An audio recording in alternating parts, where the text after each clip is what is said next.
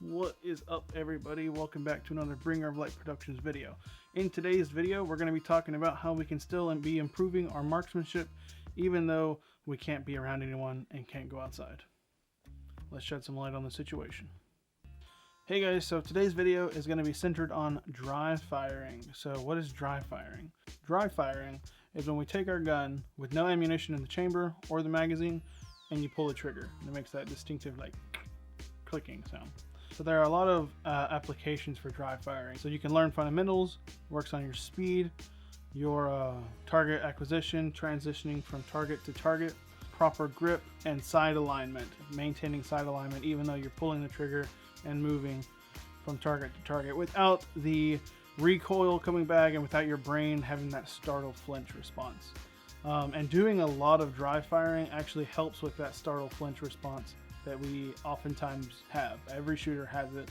I struggled with it for quite a while, and I still do to some extent. Some of my shots are not like I'll flinch. It just happens. So that's what dry firing is good for. So how do we go about doing it? Well, obviously we want to be safe. So the first thing we're going to do is we're going to follow the 4 fundamental universal firearm safety rules. If you follow these 4 rules, then you never have a negligent discharge, which is when we fire the gun by accident, which we shouldn't, because rule number 1 is knowing the condition of your gun and always treat it like it's loaded, which means we don't point it at anything. We don't intend to shoot, which is rule number 2. Rule number 3 is we keep our finger off the trigger. If we keep our finger off the trigger, the gun cannot go off. Guns do not fire themselves. And rule number 4 is knowing your target, knowing what's to the left, to the right, behind, and in front. We want to be safe, so we're going to follow those rules and find a safe spot in your house. For me, that's my room. I just pick a corner of my room that has an exterior wall on the outside, so it's going to be pointed in a safe direction. If on the 1,000th percentage chance, basically it's a very small margin, that I'm going to shoot a live round into the wall, it's not going to hurt anybody, it's not going to go through my house, it's just going to scare the crap out of me. So we find a safe spot in our house, your garage, corner of your room, something like that, and then I separate myself from live ammunition. So I clear my gun, I make sure there's no ammunition in it, and then I take those live rounds in the magazine, or just if I want to use the magazine to do reload, so I empty the mag, I put those in a drawer across my room and I shut the drawer, and then I double check and make sure that there's no live ammunition just laying around. And this way there's absolutely no chance that I will accidentally put a live round in there by accident because I left it in a magazine or something like that. We find a corner in our room, we clear all the live ammunition out, and then now we can proceed to do drills. I go off the assumption that you're going to use your firearm that you carry every day. That's what I do. I carry my Glock 26, and so that's what I train with even when I'm dry firing. Some people don't like to train with their real gun, and so they use airsoft guns. You can use like blowback airsoft guns. They're like $70. If you do that, I recommend getting an airsoft gun that is the same type as the gun that you carry, so that you're not using a different type of gun. Like I carry a Glock 26. This is a 1911 model handgun, and so the grip is different. It has a manual, it has a safety, which my gun does not. And this is not a blowback, it's spring, but I just brought it for reference. So you can use airsoft guns, you can use blue guns, which are just like rubberized fake guns that don't shoot any bullets, or you can do what I do and I use my real gun and I just make sure that there's no ammunition around. So now we're going to do some drills. That's another thing that dry firing is really good for, is just working on drills. A goal of mine is I want to draw and shoot my gun within a second. It's really fast. That's my ultimate goal, is to be able to do it in under a second. Right now I'm drawing and shooting in about 3 seconds. So what I want to do right now is I want to shoot for like 2.5 seconds. Obviously I don't want to just go for it right off the bat, initially. I want to kind of warm myself up. So I do 10 draws and presentations, and then I come back. I do that 10 times, real slow. I kind of walk myself through the process of drawing and make sure that I have that tactile feel for each of the steps.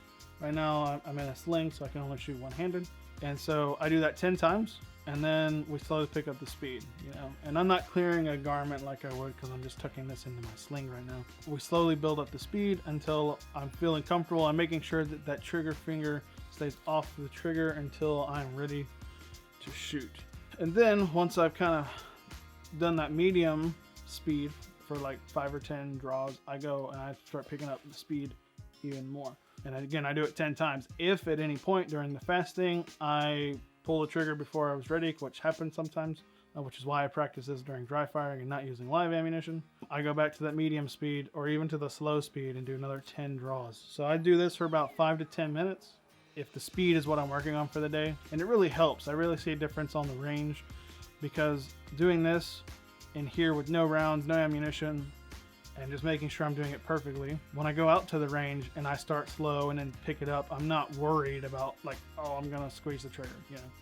My brain is focusing on making sure that my draw is smooth and that my shot goes where I want it to. So another thing I practice is target transitions. So the reason that we practice transitioning from target to target is because in a live shooter situation, they're going to be moving, and there's a very, very good chance you're also going to be moving, and most likely in the opposite direction.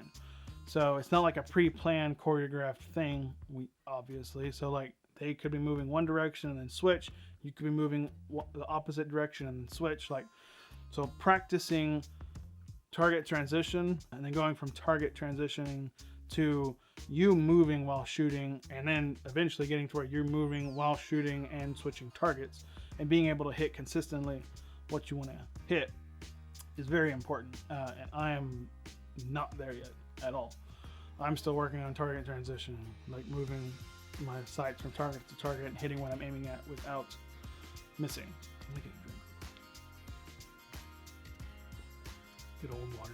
For every round that I've fired on the range, there's probably been at least 10 dry fired rounds. When I first got my pistol, that's all I did for like 3 weeks. I just sit there and I mean, it really helped, especially once I've started practicing like proper grip and like shooting with 2 eyes open and stuff like that. It really helps with my sight alignment to where now I don't really have to think about it. The sights kind of come in line with my target, and there are times when they don't, and I kind of have to do minor adjustments, but it's not as bad as it was when I first got the gun. So dry firing is very important. It's kind of like working out, right? If you've ever lifted weights and gotten like stronger, and then you take like 2 months off, or something happens in life and you can't work out and stuff, when you go back, let's say you were bench pressing 300 pounds, you know, and then you didn't bench press or do push-ups or really work out for like 2 months. When you come back, you're not bench pressing 300 pounds. You know, you might bench press half of that. So the same thing is true with our shooting. It is a, I think it's called a, not extendable skill. So the same is true with shooting. If we don't practice at all, then over the course of time, our skill drops.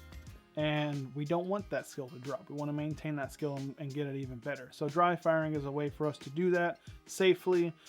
It's free. You're not using any ammunition, and you can do it hundreds and hundreds and hundreds and hundreds and thousands of times.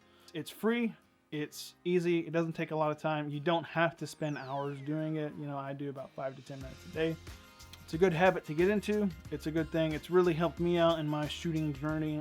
So that's why I'm sharing it with you guys. So that's it for today's episode. Hope you guys learned something. Hope you guys enjoyed it. Before we head out, it's time for a bad dad joke. And I actually have this one memorized this time. I don't have to read from the book.